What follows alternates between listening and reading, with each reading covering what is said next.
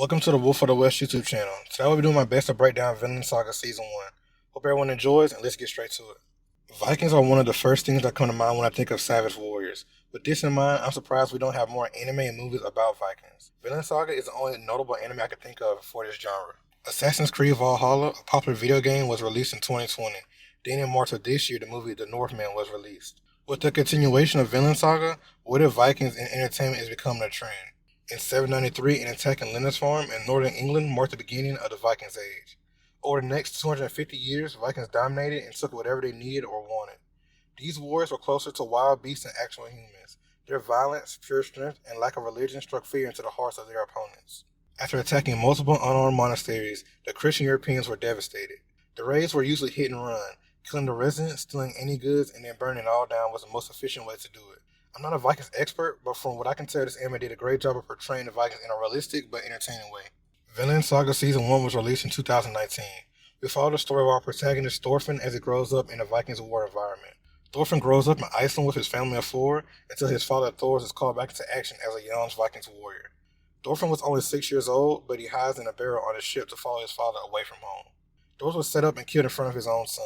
Thorfinn once again hides in a barrel, but this time it's on an enemy ship to get revenge on his father's killers. He holds the dagger his father gave him and tells their leader Askeladd that he vows to kill him in a duel. Askeladd keeps Thorfinn around and uses him as a weapon and a scout during war. Thorfinn agrees because he needs to stay around him to learn how to fight so he can finally kill him in a duel. Vinland Saga is a tale of war, revenge, and politics. I was very engaged throughout the story. It was just in-depth enough to appreciate it without being too confusing. It is very high-paced with fight scenes in every episode, but has a fair amount of world and character development. Through 24 episodes, I learned a lot about multiple characters, and it feels like I've been watching for multiple seasons. The theme of the show for me is legacy. All of our main characters build strong reputations. Whenever their name is mentioned, everyone recognizes how important they are. Religion is also a big theme. The English have a strong faith in Christianity. The Vikings are very religious, but just in their own way. Vikings speak about making it to Valhalla if they fight with bravery, and always reciting tales of sailing the seas and finding Vinland, a paradise similar to heaven. I love the story and I can't wait to see where they take it during Season 2. The animation in Vinland Saga is definitely a strong point. These are probably some of the best animated facial expressions I've ever seen. Characters portray their emotions very accurately. When a character is angry or uncomfortable, it's really easy to see it in their face and dialogue isn't even needed.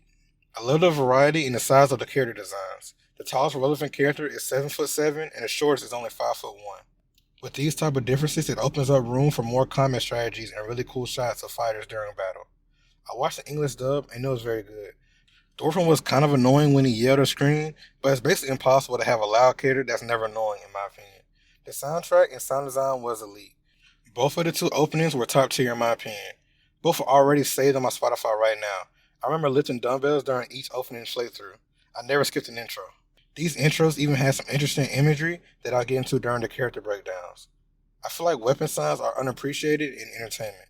The sword clashes sounded very accurate and sharp. Definitely immersive, made you feel the impact of the battle. Speaking of battles, they were fantastic as I expected. Plenty of visceral and gruesome action scenes, but it's not just shallow action. Plenty of clever strategies and writing was involved. The fights were unpredictable because of all the variables that went into every scene. Vinland Saga is great and one of the best modern anime period. I highly recommend it. It's on Netflix, so it's not hard to find. Overall, the characters were the strongest point of the anime, so if you don't mind spoilers, let's talk about it. Thors is the father of our protagonist Thorfinn. He stands at 5'11" with a strong, burly build. Born of low class, but quickly rose through the ranks of the young Vikings because of his ridiculous talent on the battlefield. Through his fighting days, he was known as the Troll of Yom. In today's society, the term troll is definitely not a term of endearment, but back then it was, and Thors gained a lot of respect throughout the world. His elite skills led him into becoming a general of the young Vikings.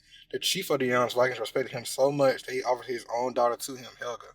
Helga soon has his first child, and it's a girl. Thors tells her that the chief wanted a son and that they have to try again. Helga literally has to force him to give her a name because he's so disinterested. Having a daughter definitely softened him up because we know him as a great family man now. The war goes on, but Thors isn't interested in battle anymore and decides to leave and become a family man. He fakes his own death, and in the process he runs into another young Viking commander, Thorkell the Tall. Thorkell tries to stop him from leaving because abandoning a war is very disgraceful.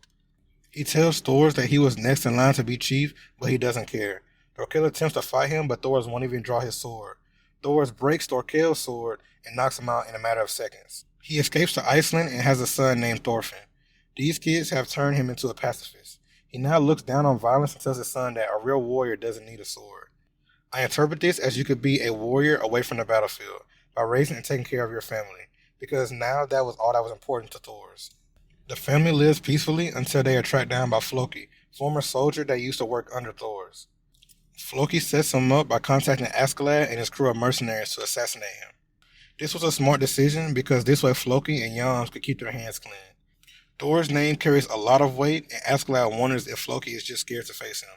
The band of mercenaries ambush him and his small crew, but doesn't go as well as they thought it would. Thors doesn't draw his sword and fights dozens of Vikings with his bare hands, knocking them out instead of killing them. He then challenges Askeladd to a duel. If he wins, his people get to leave safely. Thors uses his sword and beats him in a duel. Askeladd's crew takes a hostage and tells Thors to give up. He throws his sword into the water and is shot by archers from a distance. Askeladd keeps his word and doesn't kill any of the hostages. The Troll of Yam is easily the strongest fighter we've seen in Season 1. His pure strength is exceptional, and he has enough mobility to be versatile in any situation. I remember a few scenes of him showing off his insane vertical, jumping from ship to ship. These strong legs went straight to his son Thorfinn, who could also leap across large areas. Thors was a force of nature, and his name is still heavily respected and talked about over a decade after he's died. Now his son holds his legacy, and seems like he has a chance to live up to it. Sadly, he should realize that this is the opposite of what Thors would have wanted for his only son. Thorfinn, son of Thors, stands at only 5'1" at the age of 16 by the end of Season 1. He grew up in a happy family in Iceland. It was an interesting choice to show the viewers 11 years of his life in only 24 episodes. They definitely did a great job, though. We start by seeing Thorfinn as a sweet and naive 6-year-old child, though we did see glimpses of the beast within him, by beating up his older friends and being so curious about finding his father's war weapons, and also wanting to sail the sea and be a Viking like his father. The writers were showing us his red flags. Thorfinn had a good childhood his first 6 years, but he has the blood of arguably the two strongest Vikings in his genes. Thors, the Troll of Yam, and Thorkell the Tall were both commanders of the Yam's Vikings. There's a psychology debate about nature versus nurture. The nature argument means that a child will become similar to their ancestors no matter how good or bad you raise them. The nurture argument is that no matter what your genes are, the way you are raised and taught determines the type of person you become. Thorfinn is an interesting study because he has a violent nature and nurture, which is why he is practically a demon. At 6 years old, he hides inside a barrel on a Viking ship to see the world with his father. He has always expressed interest in leaving Iceland. Soon after Thors is ambushed, Thorfinn ends up being held hostage by Bjorn, Askeladd's right-hand man. Thors dies because of this, and his son is obviously furious. But instead of crying like a regular child, he once again sneaks into a barrel. But this time he snuck into Askeladd's ship to kill him with the dagger his father gave him. Askeladd gives him a few duels and kicks him around. One night Thorfinn sneaks into Askeladd's room as he's sleeping and considers killing him with a sword. He decides not to because a revenge wouldn't be worth it if he acted like his enemy does. Askeladd lets him tag along with his crew and makes him the scout and hunting dog of the group. Thorfinn grows up in battle and kills many people as a child. Through these experiences, he quickly gets stronger. But sadly, these improvements are not enough and he repeatedly loses duels to Askeladd. Towards the end of the season, he starts to make a name for himself and begins to get noticed all around the world. Thorfinn's character design is very distinct. He stands at a menacing 5'1", but he uses that to his advantage. He is easily the fastest character in Season 1. He is small and quick, so that makes him the most elusive out of all the Vikings. I'm sure swinging downwards is very unorthodox and most soldiers don't have experience dealing with a 5-foot demon bouncing around. Thorfinn takes advantage of that insane vertical that was passed down by his father, and jumping to slash at vital points like the neck. This freakish athleticism is needed because he only fights with 2 daggers. Daggers are small but very sharp and deadly, similar to Thorfinn himself. Thorfinn's size and range means that he can only do damage at very close range. If he was in a fighting game, he'd be a rushdown mix-up character. The goal with these type of characters is to stay on offense and use mobility to play defense. His physical strength is very low, so he's pretty weak against grabs and close-range defense. I don't know if anyone noticed, but his hair is very dark blonde rather than light blonde like all the other characters. I love this detail because it shows how dirty and unkempt he is, similar to a stray dog. Speaking of dogs, I love the imagery of him in Opening 2. Behind Thorfinn, you can see a wolf. This wolf is symbolism for the term lone wolf, which kind of inspired my own YouTube name. This term stands for someone who prefers to work, live, and act alone. Thorfinn is the very definition of this term. I really wish we got more dialogue from him so it could be easier to understand and root for him, but I can see why he hasn't spoken much. There is nobody around him worth speaking to. Ages 6 through 16 are the prime years for social engagement and development. With no friends or family, he has missed out on so much growth, so social inabilities definitely make sense. The only time he speaks is to briefly talk shit to someone, especially Askeladd. He is a demon on the battlefield, but he isn't heartless. During one of his scouting missions, he was rescued by a resident who treated him very well. This older lady fed and even combed the fleas out of his hair. Thorfinn then tells her and the other villagers to run away, but they don't listen and end up getting slaughtered. Thorfinn has the balls to steal. He's never backed down from a challenge. He's been through so much trauma, I doubt anything scares him anymore. I'm very interested to see where they take his character now that his main goal is gone. Does he continue to fight, and if so, why would he? Prince Canute is the son of King Sweyn. He is 16 years old and stands at 5'11" by the end of Season 1. Growing up, Canute was an outcast in his family. Sweyn never showed him much love. Ragnar was elected to be Canute's servant. Ragnar raises him like his own child. These two form a close bond, and Canute relies on him for pretty much everything. Being sheltered throughout his childhood, he basically becomes a mute, only softly speaking to Ragnar and his priests. He and his brother are heirs to the king's throne, but his brother is the favorite and more fit to lead. Canute doesn't really have a desire for fighting or leading, and is only passionate about his Christianity. The king notices his weaknesses and sends him to war, claiming that it will make him stronger. Canute did need battle experience, but as far as I know, he never got the proper training. This is like pushing a baby bird out the nest on day one. Canute knows that his father put him in this position to die, so he just prays as his enemies mock him and his soldiers question his abilities. Because of his heritage, he rarely gets any direct scrutiny, but Thorfinn could care less about politics. He clowns him for being soft, and Canute surprisingly snaps back at him. He yells at him, which shocks everyone because he literally only speaks to Ragnar. My guess is that since Canute knew Thorfinn was the same age as him, he was less intimidated. Later, Askeladd kills Ragnar in order to pull the prince out of his shell. Canute quickly becomes more confident and enlightened. His faith in God starts to waver, and he vows to create his own heaven on earth. Everything about him now is different. He is starting to carry himself like a king, and everyone can see it. Soon he recruits Askeladd, Thorfinn, and Thorkell's entire crew when he doesn't flinch when Thorkell himself throws a punch at him. He is now a threat to the king, and now Sweyn really wants him dead. Canute has a very distinct character design. He's tall, slender, and looks like a woman. I remember in one of the later episodes he was swapped out for a woman during a fake assassination. When they showed her breast around a fatal arrow, I was sure that he was a female the whole time. Canute wears the coolest helmet I've ever seen. It has two Pegasus-like wings on the side and gold accents on the front. It gives me Saint Seiya vibes, and I love it. His gold cape matches his long blonde hair very well. They did a great job making the prince stand out from everyone else. The Tale of King Canute is a storyline I am very interested in. Thorkell the Tall is standing at a ridiculous 7'7". He lives up to his name, and you can't help but notice the chilling height difference between him and his opponents. This is my favorite tall character design because he still retains a natural muscle mass, unlike other particular anime characters. His storyline wasn't explored much in the anime, but as I mentioned multiple times before, he was most known as a former commander of the Vikings alongside Thors. He always wanted to defeat him, but he couldn't, which explains why Thors didn't even draw his sword against him before he fled to Iceland. Thorkell is a true savage even among Vikings. He just wants to fight, couldn't care less about the context or politics of any situation. He lives to fight and everyone knows it. Thorkell's name holds more weight than he could on his own shoulders. Opposing warriors don't disrespect him, they fear him. Their pride and tough-guy act goes straight out the window once he pulls up. In just one season, multiple groups of men fled from their own crew just to beg to join Thorkell's side. He is disgusted by weak men and kills them like roaches once they crawl to him. Even when he is outmanned, he still doesn't accept traitors because they are scum to him. He is somewhat wholesome when he isn't drawing his weapons, always smiling, laughing, or having a good time with his meals and drinks. Thorkell is tired of everyone running, until he finally meets a worthy opponent.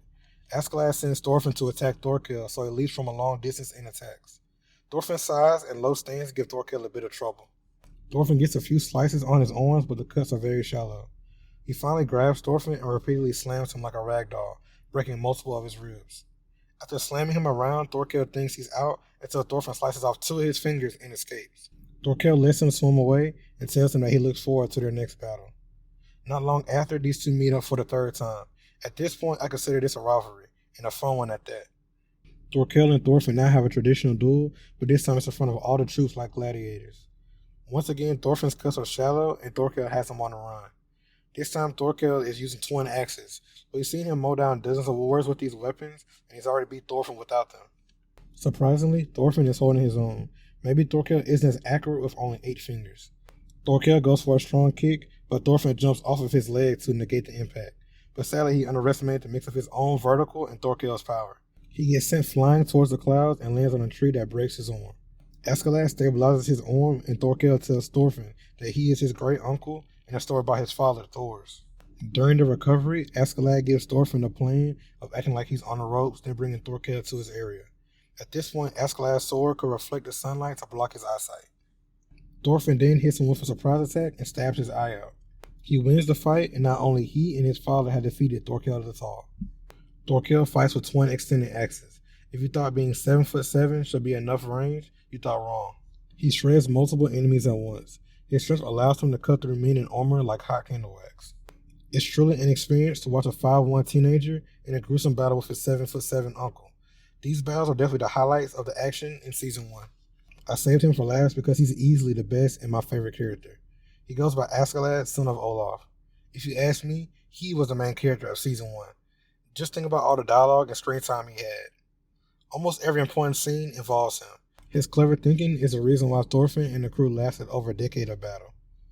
Askeladd was born into poverty, even though his father was Olaf, a strong commander of Norse warriors. Olaf had a baby with one of his slaves, and that's how he was born. He and his mother were quickly abandoned. The mother was sickly throughout his life, so he had to work as a blacksmith since a child. The word Askeladd means covered in ash. His daily duties had him covered in filth, so the name was fitting. His mother would always tell him stories about their ancestor Artorius, a legendary commander from Britannia. One day, Askeladd's mother finally loses her mind and kneels before Olaf, thinking he was Artorius. Askeladd picked up a sword and protected his mother very well for a kid. He gets recruited by Olaf and trains under him. 2 years later, he finally gets his revenge and kills his father during his sleep. Then frames his brother for the murder. This was his plan all along. Even at a young age, he was truly a snake. Never cared about honor, he just knew how to get shit done. Speaking of snakes, one of them appears wrapped around his sword during opening number 2. This imagery is obvious and accurate, just like Thorfinn and his wolf. He definitely can be a snake, but isn't one towards his crew, the only people that matter to him. He has no family, just his crewmates. And even with them, he doesn't get too close. This is a strategy used in real life. Most military higher-ups don't mess around with lower ranks. You want to create a separation, or your crew won't value you above anyone else in the crew. This worked out pretty well. For over a decade, his men were loyal to him. Everyone claims he is a very lucky man. In my opinion, this luck is mostly his strategies that they don't quite understand. And maybe a little bit of it is his mixed heritage of great leaders like Artorius and Olaf. Askeladd is one of my favorite leaders in anime. He doesn't have exceptional strength or speed. Hell, he is 44 by the end of Season 1. He just possesses a lot of poise, wit, and experience. You can tell he's been in every situation before and knows the counters. Most great Vikings don't live to be his age. It's like playing a video game that you've already beat before. Askeladd's best show of brains was when he led Canute to the king's throne. While being pursued by Thorkell's army, the faith of his crew finally started to waver. Askeladd told his right-hand man, Bjorn, that he can learn all he needs to know about someone just by glancing at them.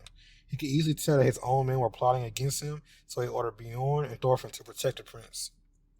You can't drown a fish. Askeladd has snaked so many people that he knows when it's about to happen to him. He faces off against his own men and kills most of them single-handedly. Maybe this scene is why he doesn't get too close with his crew. Possibly in the past he's already dealt with betrayal. He knows killing your own crew is different from killing your own friends. His crew learns that they are outmatched and just shoots him with arrows. This scene is quite ironic because he gave Thors the same treatment, but at least his former crew aimed for his legs only. Thorkell kills the traitors from Askeladd's crew, but by this point Canute is already developing into a leader. Askeladd's plan was to kill Ragnar so Canute could become his own man. By his judgment, he knew the prince had potential. Like I said earlier, he isn't lucky, he is smart. If his crew would have stayed loyal, they would still be alive. Later on, Askeladd sees two brothers that were his former crewmates. One of them apologizes. Askeladd forgives him and hands him his huge golden bracelet. Tells him that he and his brothers shouldn't be warriors and should enjoy a peaceful life, saying that if he saw either of them on the battlefield, he'd kill them. This was such a cool moment. The brother that apologized was the one who tried to convince his other brother not to betray Askeladd, and that he never led them astray. Askeladd's relationship with Thorfinn is one of the most interesting in anime period. For the most part, Thorfinn is just a weapon for him, but you can tell deep down he has a soft spot for him. I think the reason is because he sees himself in Thorfinn. They both come from strong heritage, both raised in war, and both know what it's like to have revenge control them. Askeladd could have easily thrown Thorfinn overboard as a kid or stabbed him in the back whenever he felt like it. He always mentioned his old age catching up to him. I think if he had to die, he wanted to die by Thorfinn's hand so he could have his revenge. He gave him plenty of chances. Even towards the end of the season, Thorfinn was clearly stronger than him, but he let his emotions get the best of him. While Thorfinn has been working for Askeladd, he's been studying his moves. He practically raised him as a warrior, so he's very predictable. Even after defeating Thorkell, Thorfinn is quickly beaten by Askeladd with his bare hands. Sadly, this was Thorfinn's final chance at revenge. Askeladd's final mission was a showdown against the king. Swain does his research and finds out his true origins and tells everyone he plans to raid Wales. The king then disrespects his mother until he draws his sword and reveals his true name, Lucius Artorius. He beheads the king and kills most of the guards. Thorfinn joins the fight late and tries to warn Askeladd. It's too late and Canute has fatally stabbed him. Thorfinn holds his dying body, begging him not to die. Askeladd tells him that he can take his life now, then asks him what type of life he will live from now on. Through his dying breaths, he was being nice to Thorfinn and wishing him the best. I imagine it's hard to completely hate someone after living and fighting alongside them for 11 years. Vinland Saga without Askeladd, aka Artorius, is going to be very different. I'm going to miss everything he brought to the series. Hopefully we get introduced to new characters that can fill those shoes. I love the other 4 characters I broke down, but Askeladd was on a different level. He's always going to be one of my favorite characters ever. Now I can finally give my review score. Vinland Saga Season 1 is landing at a 9 out of 10 for me. It's very close to a 10, but if we get slightly better animation and more depth to these characters, Season 2 could easily be a 10. I can't believe I waited 3 years to watch this. Well, at least now I had this video to show for it. This is the longest video I've ever done by far, and I doubt many of you even made it this far. If you have, I truly love and appreciate you. My content will keep coming and it'll keep getting better. Thanks for your time and have a blessed day.